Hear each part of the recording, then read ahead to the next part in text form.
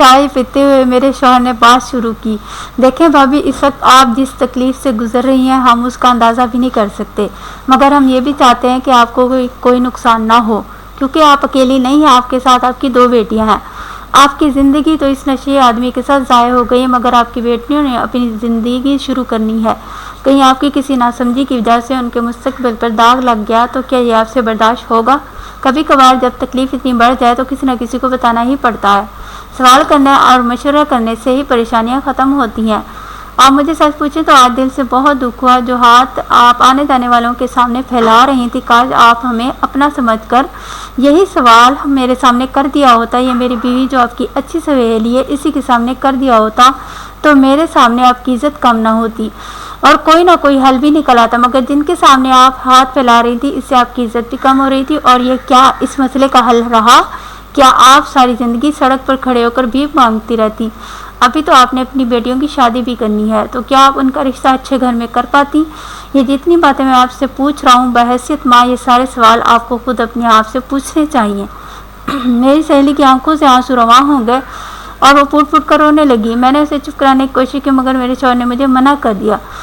انہوں نے کہا کہ آپ رو لیں، کیونکہ جب آپ کا دل ہلکا ہو جائے گا تو آپ کی عقل کام کرنا شروع کرتے ہو جائے گی۔ مجھے اپنی پڑوسن پر بہت ترس بھی آیا، اس کی زندگی بھی اس کے لیے شدید آزمائش بنی ہوئی تھی۔ کافی دیر کے بعد وہ خاموش ہوئی تو پھر تو وہ مسلسل بولتی ہی چلی گئی۔ بھائی آپ مجھے بتائیں، میں نے کون سا گناہ کیا ہے؟ میرا قصور کیا ہے کہ یہ سب حالات میں برداشت کر رہی ہوں؟ شوہر کو تو گننا ہی بیکار ہے جو اس کی حالت ہے۔ والد میرے فوت ہو چکے ہیں، ماں بھائیوں کے رحم و کرم پہ ہے۔ بھائیوں کو اپنی بیوی بچوں سے فرصت نہیں ہے۔ ماں نے جب مجھے اس گھر سے رخصت کیا تھا تو شاید اسی وقت ہر ناطہ توڑ لیا تھا۔ میں نے 1-2 بار اپنی ماں سے اپنے حالات کا ذکر کیا، میں نے بھی ارادہ کیا تھا کہ میں یہاں سے چلی جاؤں، مگر مجھے حیرت ہوئی کہ میری ماں کو اپنی بیٹی کی تکلیف نظر نہیں آ رہی تھی۔ ہاں، مگر اسے یہ فکر ضرور تھی کہ میرے وہاں جانے سے اس کی بیٹوں کے سکون میں نہ خلل پڑ جائے۔ یہ شادی میں نے گھر سے بھاگ کر تو نہیں کی، میرے والدین نے خود کرائی تھی۔ اللہ بخشے میرے مرحوم تایا کو، میرے تایا نے بھی ابو کو اس وقت شادی سے منع کیا تھا۔ تایا نے ابو کو صاف کہہ دیا تھا انہیں یہ شادی کامیاب ہوتی نظر نہیں آ رہی، مگر مجھے تو اب لگتا ہے جیسے میرے والدین ہی میرے دشمن تھے۔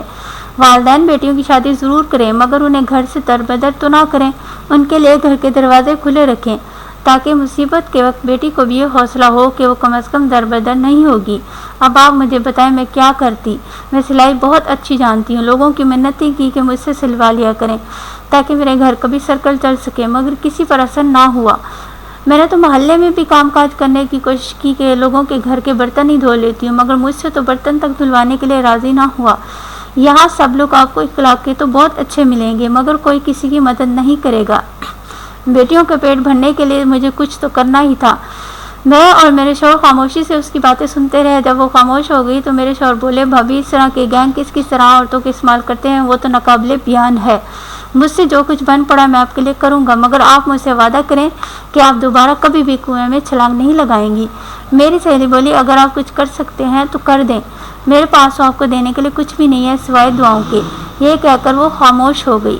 میرے شوہر نے مجھے باہر آنے کا اشارہ کیا اور ہم دونوں ڈرائنگ روم سے باہر آ گئے۔ تبھی میرے شوہر نے کہا، تم ایسا کرو کہ ان کی دونوں بیٹیوں کو بھی یہیں بلا لو، کچھ دن ہمارے پاس رہیں گے۔ اسی دوران میں کسی ڈاکٹر سے بات کرتا ہوں، ان کے شوہر کو ہسپتال بھجوانے کی کوشش کرتے ہیں تاکہ اس کے نشے کا علاج کرایا جا سکے، کیا پتہ وہ زندگی کی طرف واپس لوٹ آئے۔ اور میں کچھ مخیر حضرات سے بات کرتا ہوں ان کی مدد کے لیے۔ میں نے کہا، میری سہیلی کپڑے بھی بہت اچھی سلائی کرتی ہے، یہ تو میں نے خود بھی دیکھا ہے، اپنی بچوں کو ہر ڈیزائن کے کپڑے سی کر پہناتی ہے۔ یہ سن کر میرے شوہر نے اچھا کہہ کر سر ہلا دیا۔ 2 دن بعد میرے شوہر نے اپنے کسی دوست سے میری سہیلی کے شوہر کے علاج کے لیے بات کی۔ وہ نشہ کے عادی لوگوں کا علاج کیا کرتے تھے، ان کا اپنا ہسپتال تھا اور وہ راضی ہو گئے۔ انہوں نے ایمبولینس بھیجی۔ میری سہیلی کا شوہر گھر پر ہی تھا۔ محلے کے کچھ اور لوگوں سے میرے شوہر نے پہلے ہی بات کر رکھی تھی، وہ بھی آگے۔ سب نے مل کر زبردستی میری سہیلی کے شوہر کو ایمبولینس میں بٹھایا اور وہ ہسپتال شفٹ ہو گیا۔ میری سہیلی صرف پرائمری پاس تھی، مگر وہ سلائی بہت اچھی کر لیتی تھی۔ میرے شوہر نے اسے دوبارہ سلائی کا کام شروع کرنے کے لیے کہا اور علاقے کے معزز لوگوں سے بات کی کہ اگر ہمارے ارد گرد مستحق لوگ موجود ہوں تو ہمیں ان کی مدد کرنی چاہیے، نہ کہ ہم اسے معاشرے سے الگ کر دیں۔ محلے والوں نے میری سہیلی کی شوہر کی وجہ سے اس کے گھر آنا جانا بند کر دیا تھا۔ اس نے کئی لوگوں سے درخواست بھی کی کہ اسے سلائی کے کپڑے دے دیا کریں، اس طرح اس کا بھی گزارا چل جائے گا، مگر کسی نے اس کی بات کو اہمیت نہ دی۔ میرے شوہر نے انہیں سمجھایا کہ اگر ایسے مستحق لوگوں کی ہم مدد نہیں کریں گے تو اللہ کو کیا منہ دکھائیں گے۔ علاقے کے لوگوں اور مخیر حضرات نے اپنے گھروں میں بات کی تو محلے کی خواتین میری سہیلی سے کپڑے سلائی کرانے لگیں۔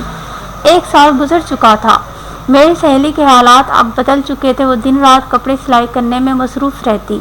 اس کے شوہر کا علاج بھی تقریباً مکمل ہو چکا تھا اور وہ ڈاکٹر نے بتایا کہ جلد ہی اسے ڈسچارج کر دیا جائے گا۔ زندگی نہایت خوبصورتی سے اپنی ڈگر پر چل رہی تھی۔ گرمیاں سردیوں میں بدل چکی تھی، اب دوبارہ سے باہر کا موسم شروع ہو چکا تھا۔ اسکول کے پرنسپل ریٹائر ہوئے تو میرے شوہر کو اسکول کا پرنسپل بنا دیا گیا۔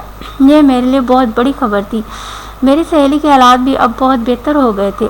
اس کا شوہر بھی کمانے لگ گیا تھا اور وہ خود کپڑے سلائی کرتی۔ اس نے اپنی بچیوں کو اسکول داخل کروا دیا تھا۔